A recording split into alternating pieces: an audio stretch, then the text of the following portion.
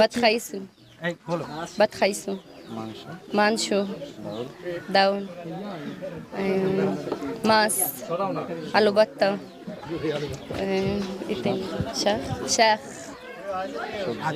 Shubzir. সবজি, হ্যাঁ। তারপরে এই যে নোয়াখালীর কি ভাষা শিখিয়েছে? Noakhali Arif Noakhali Ay kitchi bas. Shaish. আচ্ছা, अस्सलामुअलैकुम जी, कैसे हैं आप लोग। उम्मीद करता हूँ आप सब खैरियत से होंगे, ठीक ठाक होंगे। आज बात करने वाले हैं कि साउथ एशिया के अंदर पाकिस्तान, भारत और बांग्लादेश है। बांग्लादेश के लोग, भारत के लोग और पाकिस्तान के लोगों की ज़्यादातर ख्वाहिश होती है कि अगर अपने मुल्क से रिश्ता मिले या ना मिले, हमारी कोशिश होती है कि हम दूसरे मुल्क से शादी करेंगे, दूसरे मुल्क की लड़की से शादी करेंगे। तो आज बात करेंगे एक ऐसे बांग्लादेशी की जो मिस्र में जाकर लड़की से शादी करता है और उसको बांग्लादेश लेके आता है। तो ये बहुत ही बड़ी एक खुशी की बात है कि बांग्लादेश के लोग अपने मुल्क से बाहर शादी कर रहे हैं और पाकिस्तान के अंदर भी शादी करना चाहते हैं। तो आज बात करेंगे कि मिस्र के साथ इतना कोई राब्ता नहीं है, इतना कोई बॉर्डर नहीं लगता, लेकिन उसके बावजूद बांग्लादेशी लड़का मिस्र से दुल्हन को ढूंढ के लाया है। तो आज इसी हवाले से वीडियो है। वीडियो की तरफ बढ़ने से पहले आप दोस्तों से गुजारिश है, अगर आप चैनल पे नए हैं तो चैनल को सब्सक्राइब करें, साथ बने बेल आइकॉन को भी दबाएं ताकि आपको वीडियो का नोटिफिकेशन सबसे पहले मिलता रहे। चलें वीडियो शुरू करते हैं जी। 1 2 3 गो। ভাবিকে সামলাতে পারছেন না? ভাবিকে আমি সামলাতে পারছি না কেন? ভাবিতে ওয়াইদারের কারণে সামলাতে পারতেছি না। ওয়েদারের কারণে ভাবি নিজেই সামলাতে পারছে না। কি করব? আমাদের সরকারের আমাদের দেশ Batkhaisu. এই বলো। Batkhaisu. Mansho. Daun. Mas. Alubatta. Shakh. Shubzir. সবজি, হ্যাঁ। তারপরে এই যে নোয়াখালীর কি ভাষা শিখিয়েছে? Noakhali Arif Noakhali Ay kitchi bas. Shaish. আচ্ছা, বাংলাতে আমি তোমাকে ভালোবাসি এই কথা শিখিয়েছিলেন কখনো? হ্যাঁ শিখেছিলাম। সেই কথাটা একটু আমরা শুনতে যাচ্ছি। বলু বাঙালি আনা بحبك আমি তোমাকে ভালোবাসি। لا أقول لك إنجليزي if you একটু জোরে বলতে হবে, হ্যাঁ। قول له ماما لا، بيصوت لا. كده. اي كده I love you. I love you قول له بنغالي. أمي بلوبوشي. আচ্ছা, ناس كتير جاي شايفك صح؟ حاسه ايه في المرتاح ولا ايه؟ ايه اللي حاسه في البلد موجود؟ ايه اللي انا عايش في البلد؟ مرتاحة بس غريب عشان الناس كلها ما عندناش احنا كده في مصر يعني اللي هم বলতেছে يجوا এমনি খুশি আছে কিন্তু অনেক মানুষ অনেক দেখে নিজেকে কেমন মনে করতেছে। আর এখানে একটু গরমের সমস্যা, যাতায়াতের সমস্যা। مصر عندنا الأجانب والسودان وكله বলতেছে মিশরে مفيش অনেক حد. বাইরের লোক আসে, তারপরে এরকম হয়েছে হয় না কখনো। মানে এই যে এত লোক দেখে কি ভয় পাচ্ছে আর কি না? ভয় পাচ্ছে বলতে কি অন্যরকম ফিল করতেছে আর কি। আচ্ছা বাবু ভাই, হ্যাঁ ভাই বলেন। আমরা তো জানি বাংলাদেশের বিয়ের রীতি এবং নীতি আলাদা, এবং আপনি যে মিশরে গিয়েছেন সেখানকার বিয়ের রীতিনীতি আলাদা। হ্যাঁ যেমন ধরেন সৌদি আরবে যদি বাঙালি কোনো ছেলে সৌদিয়ান কোনো নারীকে বিয়ে করতে পারবে না, তারপর এক্সাম্পল আমি উদাহরণ দিচ্ছি, তাদেরকে আগে দেনমোহর দিতে হয়। তেমনি মিশরি মেয়ে যে আপনি বিয়ে করেছেন তিনি তো একদম মিশরের স্থায়ী, নস্থায়ী, স্থায়ী। স্থায়ী। আপনি তো মিশরের নাগরিকত্ব পাননি, বা মিশরের তো নাগরিকত্ব দেওয়া হয় না, দেওয়া হয় না এখানে, দেওয়া হয় না। ভিসা সিস্টেম তা করা লাগে। আপনি তাকে কোন আইনে বা কিভাবে বিয়ে করেছেন যদি সেই বিষয়টা বলতেন? ওখানে আইন বলতে যে কোনো ওই দেশের মেয়েরা যে কোনো দেশের পুরুষকে বিয়ে করার আইন আছে, যদিও সেটা ধর্মিক সাম্যতা হয়, বলতে মুসলমান হয় আর কি, যেহেতু এটা মুসলমান কান্ট্রি। সেটা কি আপনাকে দেনমোহরের মাধ্যমে? না, দেনমোহরের মাধ্যমে এখানে ওদেরকে একটা সিস্টেম থাকে, হয়তো একটা ফ্ল্যাট কিনে দেওয়া লাগে। তার না হলেও হয়তো যাদের ফ্ল্যাট দেওয়ার সামর্থ্য নাই তারা হয়তো বাসার ভিতরে যে আসবাবপত্রগুলো থাকে আর কি, আসবাবপত্রগুলোর 50-50 বলতে কি একজনে হয়তো কারেন্টের জিনিসগুলো আর একজনে হয়তো কাঠের জিনিসগুলো। তো ওই ক্ষেত্রে আমি কাঠের জিনিসগুলো দিয়েছিলাম, যেমন সোফা, খাট, তারপরে এগুলো। আর আমার শ্বশুর ওর বাপে ওরা দিছিল ওই আর কি ফ্রিজ, টিভি, গ্যাসের চুলা, গ্যাসের ইলেকট্রনিক চুলা, গ্যাসের এগুলো চুলা, তারপরে যাগুলো আছে আর কি কারেন্টের ভিতরে। আচ্ছা, আমরা তো জানি 2012 সালে আপনি হ্যাঁ পাড়ি জমিয়েছেন। হ্যাঁ 2012 সালে। তো সেখানে আপনি কতদিন পরে আমাদের ভাবির সঙ্গে আপনার পরিচয় হয়েছে? এখন তো 2022 চলতেছে। সেটা তো অনেক দিন আগের কথা। আমি 2012 সালে যখন যাই তখন আমি অন্য একটা এলাকাতে থাকতাম। ওই এলাকাটার নাম হচ্ছে মাহাল্লাল কুবরা।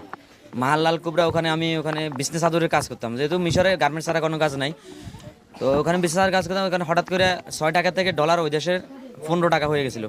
তখন ওই মালিকে এত টাকা 2 গুণ ডলার দেওয়া সম্ভব হয় না। এটা সম্ভবত মুরসির আমলের লাস্টের দিক দিয়ে। তারপরে ওখান থেকে 2014 সালে আমি আলেকজান্ডারিয়া, যেটা ইস্কান্দারিয়া বলে, আলেকজান্ডারিয়া, ওটা মিশরের বাণিজ্যিক এলাকা। ওখানে অনেক বাঙালি ছিল, ওদের সাথে পরিচয়, পরে ওখানে গেলাম। ওখানে যাওয়ার পরে 2-1 বছর পরে তার সাথে সম্পর্ক হয়। ভাবির সঙ্গে প্রথম দেখা কোথায়? প্রথম দেখা ওদের বাসায়, ভাবিদের বাসায়। কেন গিয়েছিলেন আপনি? জাস্ট আমার ওর ভাইয়ের সাথে দেখা করতে গেছিলাম বা ঘুরতে গেছিলাম এভাবে। মানে ভাবির যে ভাই রয়েছে তার সঙ্গে দেখা করতে গিয়েছেন বা ঘুরতে গিয়েছেন, তার সঙ্গে কিভাবে পরিচয় হলো আপনার? আমার পাশের ফ্ল্যাটে হিসেবে, মানে পাশের ফ্ল্যাটে তিনি থাকতেন। তাছাড়া ওখানে সবাই জানে মিশরিরা অনেক খারাপ, বাইরের রাষ্ট্রে আছে যারা দুবাই সৌদি থাকে, ওরা বলে যে মাসিরা অনেক খারাপ। কিন্তু আমি যে 10 বছর ওখানে ছিলাম, আমার কাছে কখনো মানে অবহেলা করে নাই। সবাই আমাকে খুব আপ্যায়ন করছে, এমনকি নিজের দেশের মতনই রাখছে। ওই ক্ষেত্রে সবার সাথে আমার সুসম্পর্ক হয়ে যেত। আর যে ভাষার একটা ব্যাপার আছে, হয়তো অনেকে ভাষার ব্যাপারে কথা বলতে পারে না, আমি আলহামদুলিল্লাহ ওদের সাথে খুব তাড়াতাড়ি মিলিয়ে যেতে পারতাম। খুব তাড়াতাড়ি আপনি মিলে যেতেন। মানে তাই ভাবির ভাইয়ের সঙ্গে আপনি প্রথমে তাদের বাড়িতে যান এবং সেখান থেকে দেখাশোনা। হ্যাঁ, সেখান থেকে দেখাশোনা। প্রথমে প্রেমের প্রস্তাব কে দিয়েছে? ভালো লাগাটা কিভাবে জন্ম নিয়েছে? এখন আমার তো মনে হয় আমি দিছেন, হে কইতাছে হে দিছেন, আমার পুরো শিউর। ভালো লাগাটা কিভাবে জন্ম নিয়েছে? ভালো লাগা আছে কথা বলতে বলতে। হ্যাঁ। আচ্ছা, তো ভালো লাগা থেকে ভালোবাসা, তারপরে বিয়েতে পর্যন্ত গড়িয়েছে। হ্যাঁ ভাইয়া। তাই তো? হ্যাঁ। তো আমরা যতটুকু শুনেছি আপনার একটি সন্তান হয়েছিল, যদিও তিনি এখন পৃথিবীতে নেই। যদি সে বিষয়ে বলতেন, আপনার কি একটি সন্তানই হয়েছে, না এর মধ্যে আরো সন্তান হয়েছে বা হচ্ছে না, এ ধরনের কোনো কিছু?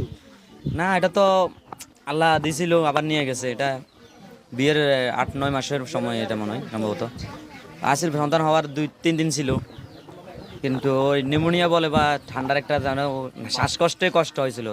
তো ওই অক্সিজেনের ভিতরে রাখছিলাম। আপনার অক্সিজেনের ভিতরে রাখার পরে আমার প্রায় 3 দিনে প্রায় 1 থেকে 1.5 লক্ষ টাকা খরচ হয়েছিল। তারপরেও ছেলেটা বাচ্চা বাঁচে নাই। আর এরপরে এখন আল্লাহ যদি আবার দেয়, আবার নেব ইনশাল্লাহ। এখন এতে করে আপনার মানে যে শ্বশুর শাশুড়ি যারা রয়েছে মিশরে, তাদের প্রতিক্রিয়া, বা আপনি যে বাংলাদেশে আসছেন তাদের মেয়েকে নিয়ে, মানে আপনি তারা তো জানে? হ্যাঁ, অবশ্যই জানি না। তো তারা কি আসার ইচ্ছা ছিল কিনা বা আগ্রহ প্রকাশ করেছে কিনা আপনার সঙ্গে আসবে বা আপনার গ্রাম দেখবে বা দেশ দেখবে, বাংলাদেশ? হ্যাঁ, এতে ওরা আমার শাশুড়ি যে এটা উনি একটু কনফিউজ, কান্না করতেছে, যেহেতু যে কোনো মায়ে সন্তানের জন্য বেশি ইয়ে করে। আর শ্বশুর বলতে সমস্যা নেই, ওর স্বামীর সাথে যাইতেছে, সমস্যা নেই। এটা ওরা একবারে রাখছে তা না যে আমার সাথে আসছে, কিন্তু একটু মন খারাপ করছে, মেয়েটা দূরে যাইতেছে 2 মাসের জন্য বাড়িতে, এটাই আর কিছু না। তার চেয়ে বড় কথা, ওরা খুব ভালো এবং আমাকে খুব আদর করে। আমার আরও ওর বোন আছে আরও 5টা, মানে 5 বোন, আরও 3 বোনের বিয়ে হয়েছিল। তো ওই 3 বোনের ভিতরে আমার সম্ভবত যতটুকু আমাকে সবচেয়ে বেশি আদর করে। আচ্ছা বাবু ভাই, ছোট্ট একটি প্রশ্ন দিয়ে আমি শেষ করব। সেটি হচ্ছে, আমরা এই ধরনের অনেক নিউজই করেছি। প্রথমে তারা বিদেশে তারা সেটেল হয় এবং বিয়ে শাদী হয়। যখনই তারা বাংলাদেশের টুরিস্টের জন্য আসে, 2 মাসের জন্য, 1 মাসের জন্য এসে, কিন্তু তাদের আবার পুনরায় বাংলাদেশের নীতিতে তাদের বিয়ে হয়, সেখানেও বিয়ে হয়, এবং বাংলাদেশে আসার পরে বাংলাদেশের নীতিমালা অনুযায়ী তাদের আবার বিয়ে হয়। তো আপনি সেই পদক্ষেপটা কেন নিলেন না? আমার প্রয়োজন মনে হয় না। মুসলিম হিসেবে আমি আমার কালমা পড়ে কিতাবে যেভাবে আমি একজন মুসলিম, আপনি একজন মুসলমান, ওই হিসাবে যেভাবে নিয়ম আছে আমি ওই নিয়মে বিয়ে করছি। যেটা এটা মিশর মুসলমান, বাংলাদেশের মুসলিম কান্ট্রি, আমি মুসলিম ঘরের সন্তান। ওই হিসাবে আমার মনে পড়ে না যে 2বার বিয়ে করার প্রয়োজন ছিল, তাই করলাম না। আচ্ছা, আরেকটি প্রশ্ন আছে, বলেন। তারপর আমার ভাই করবে। তো আপনার এতে যে আপনি তো বাঙালি একটি ছেলে বা বাংলাদেশের নাগরিক। হ্যাঁ ভাইয়া। তো আমরা বিশ্বের সবাই জানে মিশরি মেয়েরা সবচেয়ে ওচালাম্বা সুন্দরী হয় এবং সবচেয়ে সুন্দরী মেয়ে হয় ওটা এখন একসময় ছিল, এখন নাই। এখন রেকর্ড ভেঙে গেছে আরো কয়েক বছর আগে, আপনি হয়তো জানেন না, খোঁজ করলে। তাহলে একটু যদি বলতেন সে বিষয়ে। আচ্ছা, একটু এটার সাথে কথা একটু যোগ করি। তাহলে আপনি বলতেছেন যে ভাবি সুন্দর না? আমি ভাবি সুন্দর না সেটা বলতেছি না, ভাবি সুন্দর ঠিক আছে, ভাবির চেয়ে সুন্দরও আছে। আচ্ছা, হ্যাঁ, ভাবির চেয়ে সুন্দর আছে, অবশ্যই আছে। ভাবি, আপনি কিন্তু বাংলা কথা বুঝেন না। আপনি এখানে আপনার চেয়ে সুন্দরী মেয়ে আছে সেটা কিন্তু বলছে। ও বুঝছে আমি সুন্দর না, এটা বুঝছে।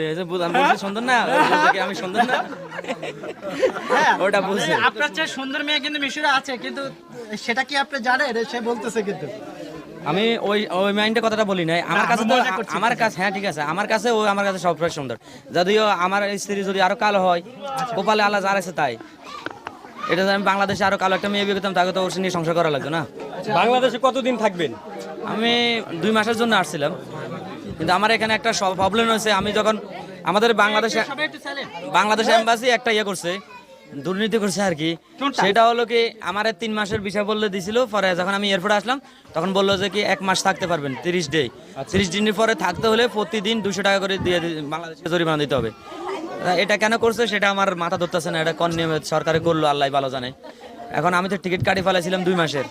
আমি চলতি মাসের 19 তারিখ থেকে ডিসেম্বরের 20 তারিখ পর্যন্ত আমার টিকিট, মানে বরাবর 2 মাস। এখন আমি যদি আগামী 1 মাস বাড়তি থাকি তাহলে আমার ওদের নিয়ম অনুযায়ী 6,000 টাকা জরিমানা দিয়ে যেতে হবে। আর এই ক্ষেত্রে সরকার যদি কিছু করে সেটা সরকারের ব্যক্তিগত ব্যাপার। ভাবি কি যে বাংলাদেশের নাগরিক বানানোর জন্য কোনো ধরনের পদক্ষেপ নেবেন কিনা আপনি? এটা অ্যাকচুয়ালি নিয়ত আছে আরো পরে। আমরা যখন স্থায়ীভাবে বাংলাদেশে চলে আসবো, যেহেতু আমি বাংলাদেশি, আমি তো সারা জীবন ওখানে থাকবো না, কারণ আমারও ঘর আছে, সংসার আছে, বাবা আছে, মা আছে, আত্মীয় স্বজন আছে, দেশবাসী আছে। ওখানে থাকলে তো জীবন চলবে না একটু পরে। আচ্ছা, তো আমরা একটু ঢালিয়া বাবির কাছে জানতে চাই যে উনি কি বাংলাদেশে সেটেল হতে চায় কিনা আসবিল বাংলাদেশ একবারের জন্য? এখন আরো কয়েক বছর গেলে ঘরটর করার পর আমাদের ঘরের অবস্থাটা আপনারা দেখতেছেন, রাস্তাঘাটের অবস্থা। আর আচ্ছা বাবু ভাই, হ্যাঁ ভাই বলেন। যদি ডোন্ট মাইন্ড একটু আমি ড্রেস আপ নিয়ে একটু কথা বলবো। বলেন, সমস্যা নেই। ভাবি, আমাদের ভাবি ডালিয়া ভাবি বাংলাদেশের কালচারে, মানে বাংলাদেশের গৃহবধূরা বা মেয়েরা শাড়ি পরে অভ্যস্ত, বা তারা অনেকে শাড়ি পরে পছন্দ করে। তো আমাদের ভাবি শাড়ি পরতে পছন্দ করে কিনা বা শাড়ি পরার ইচ্ছুক আছে কিনা? অ্যাকচুয়ালি শাড়ি পরার জন্যই বাংলাদেশে আসছে। কারণ হয়েছে কি, আমি গত বছর যখন বাংলাদেশে আসছিলাম তখন আমার বোনে একটা শাড়ি দিয়েছিল, আমি পরাতে পারি না বা ওর পরতে পারি না, ওর খুব শখ শাড়ি পরবে। ওখানে ইন্ডিয়ান সিরিয়াল যেগুলো চলে আর কি, ওগুলো দেখে বাঙালিরা ইন্ডিয়ার সেম ড্রেস হিসেবে ওগুলো দেখে। তারপরে বলতেছে আমার বোনের বিয়ে, ওখানে বিয়ের সময় শাড়ি পরবে, যার কারণে আজকে 2 দিন আসার পর এখন শাড়ি পরা হয় না, কারণ দেখতেছেন তো খুব ব্যস্ততা। আমরা গতকালকে এক হিসাবে চুরি করে বাড়ি থেকে যাই আরেক জায়গায়। আজকে একটু শাড়ি পরবেন, আমরা একটু 2 মিনিট আজকে সম্ভব হবে না, আপনারা এরকম হলে আপনারা 5 তারিখে আসেন আরেকদিন, বোনের বিয়ের সময়, ওই সময় ইনশাল্লাহ দেখা যাক। আচ্ছা বাবু ভাই, আচ্ছা ঠিক আছে বলেন। বিয়ে হওয়ার কারণে তো আমাদের দুই দেশের একটা সংস্কৃতির যে ভিন্ন, তো এখানে ভাবি কখনো জানতে চায় না আমাদের জাতীয় মাছ কি বা খাওয়ার ইচ্ছা করে না? না, ওই ব্যাপারে খাওয়ার দাওয়ার ব্যাপারে ওই সব কিছু খাই। ওরা হচ্ছে মুসলমান, আমরা মুসলমান, এই ক্ষেত্রে যেগুলো হালাল আমাদের দিনের ধর্মের ভিতরে যেগুলো হালাল ওগুলো সব খাবার ওরা খায়। এমনকি ওরা যারাগুলো খায়, হয়তো আপনি একটা মাছ ফাঁকাইতেছেন মাঝখানে কাটি, আর ওরা একটা মাছের পুরাটারে হয়তো ভাজ দিতেছে, ওর ভিতরে রসুন টসুন দিয়ে যা, সেটাই মাছটা খাইতেছে। মিশরের প্রধান খাদ্য কি? মিশরের প্রধান খাদ্য ফুলতামাইয়া। ভাবির কাছে একটু প্রশ্ন, এটা মিশরের প্রধান খাদ্য কি? একলে মাছরে হাসলে असली तभी ফাঁক করা জিনিস, যে কোনো ফাঁক করা জিনিস। আচ্ছা, রুটি রুটি आइश রুটি। আচ্ছা, রুটি আইস। আরেকটা জিনিস আমি একটু বলতে চাচ্ছি বলেন যে ভাই। এখানে এসে কোনো কিছু রান্না করেছে কিনা, বা কোনো মিশরে যে খাবারটা হয় সেটা হ্যাঁ কি করছে বলতে কি, তার মুখ থেকে? হ্যাঁ, তামিল তো হাগা ফি বাংলাদেশে না তবে امبارح سمك بس গতকালকে ওই তেলাপিয়া মাছ খাতে পছন্দ হয়েছে। আমার আব্বু বাজারে গিয়ে ওর জন্য 2টা তেলাপিয়া মাছ আনছিল, 2টা না কয়টা আনছে জানি সেও দেখি নাই। لسه هعمل تاني إن شاء পরে ওটা নিজের হাতেও কাটা মিশরে যেভাবে খাই ওইভাবে বানাইছিল। মানে এখানে আপনাদের পরিবারের বাকি সদস্যরা খেয়েছে না? রান্না করে খাইছে ওরা তো রসুন বাটা ভিতরে ঢুকে দিয়ে তারপরে এটা ঘির মাধ্যমে বাজি করছে। হ্যাঁ বাজি করে খাইছিল। আচ্ছা, আমাদের সংস্কৃতির কি জিনিস ওনাকে শিখাইছে? সংস্কৃতির এখনো কিছু শিখাই নাই, যদি 2-4 দিন যাক আস্তে আস্তে। কৌতূহলবশত আপনাকে জানতে চাই না। না ওরকম কি এখন আচ্ছা বাবু ভাই, তো দেখতেছেন। আমরা ভাবির প্রধান খাদ্য মানে বাংলাদেশে আসার পরে বাবু ভাই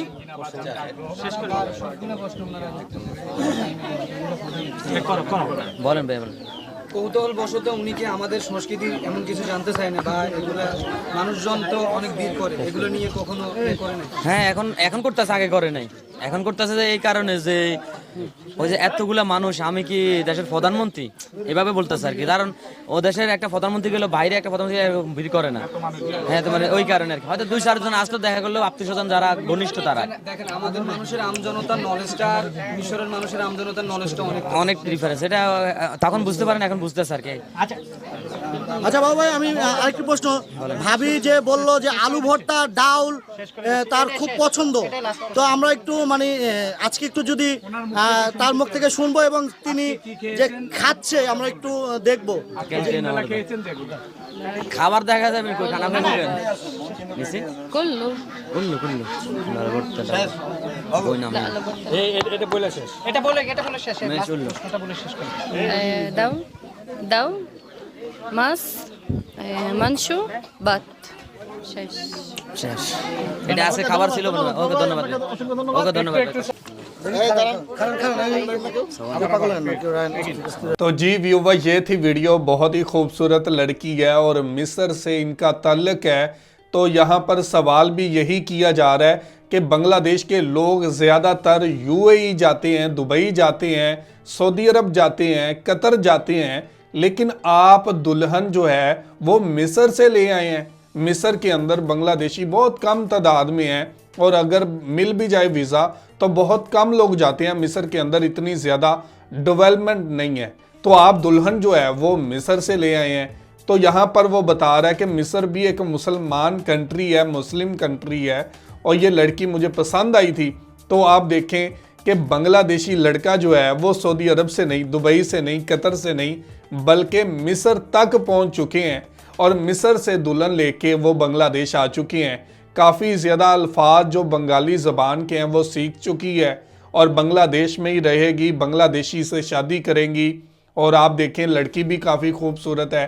तो आप देखें कि लोग कहाँ तक पहुँच चुके हैं, लोग कहाँ तक शादी करना चाहते हैं। लोग अपने मुल्क से बाहर जाकर लड़कियों से शादी कर रहे हैं और ऐसे काफ़ी ज़्यादा लोग हैं जो अपने मुल्क से ज़्यादा बाहर शादी करना पसंद करते हैं। और ऐसे लोगों को भी मैं जानता हूं जो बांग्लादेश से पाकिस्तान में शादी करना चाहते हैं, जो बांग्लादेश से सऊदी अरब में शादी करना चाहते हैं। लोगों की जो ख्वाहिश है वो अब मुल्कों से बाहर निकल चुकी है कि मुल्क की लड़की पसंद नहीं आती, हमें तो सऊदी अरब की लड़की चाहिए, हमें तो पाकिस्तान में शादी करनी है, हमें तो मिस्र में शादी करनी है। कुछ लोगों की सोच तो ये है कि हमें तो यूरोप में शादी करनी है, यूरोप में शादी करेंगे, यूरोप में बच्चे पैदा करेंगे और यूरोप की नेशनलिटी लेंगे।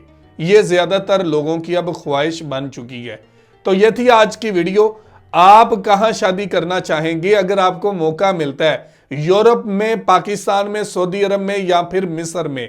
ज़रूर कमेंट करके हमें बताइएगा। बहुत शुक्रिया।